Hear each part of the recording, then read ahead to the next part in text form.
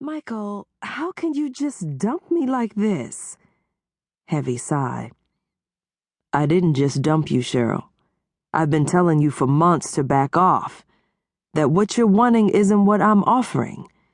This has gotten way too complicated. You've got to let it go. So, what did that mean when we began dating officially, when I escorted you to the NFL honors? This is what I get for being soft and giving in. If there was one thing that Michael should have known by now, it was that mixing business with pleasure was like mixing hot sauce with baby formula. Don't do it. Any minute she's gonna start crying and really work my nerves.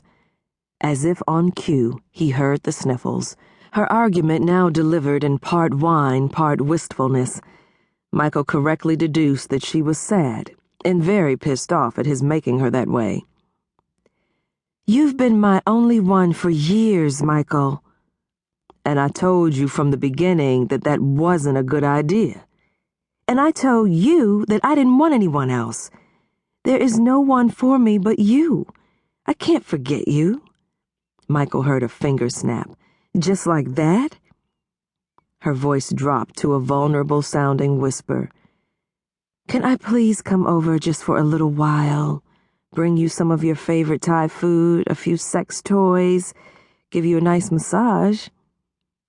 Michael loved to play with Cheryl and her toys, and when it came to massages, he gave as good as he got. And then there was the sincerity he heard amid her tears. He almost relented.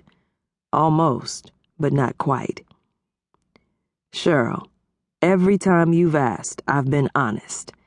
Our relationship was never exclusive.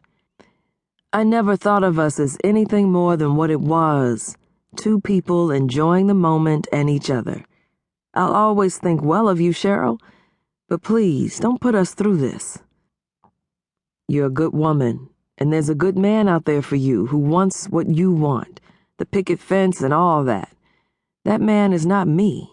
I'm sorry. I want the best for you.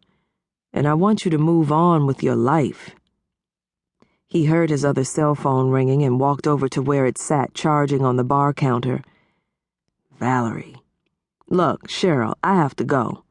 But Michael, I'm only 5 minutes from your house. You can keep it moving, baby. I told you from the beginning this was for fun, not forever.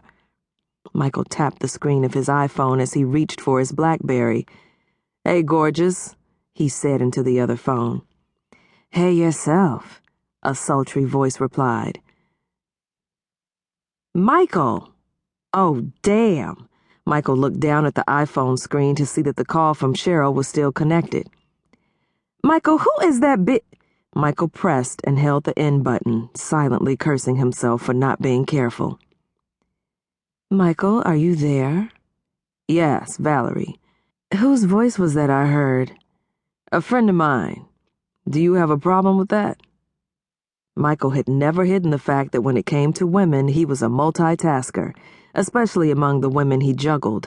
But the situation with Cheryl had him very aware of the need to make that point perfectly clear, up front and often.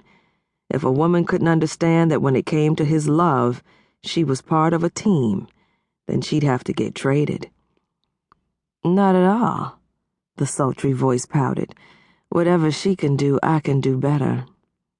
That's how you play it, player.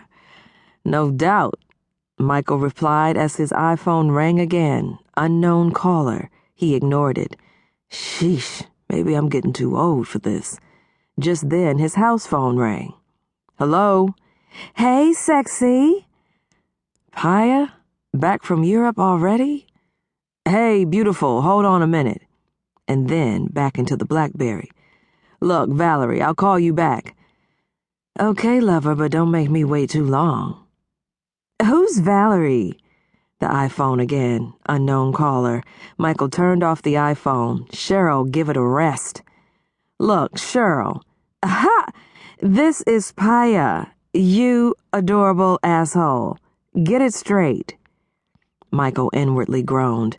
How could he have forgotten his rule about keeping his women separate and him least confused? Rarely call them by their given name when talking on the phone.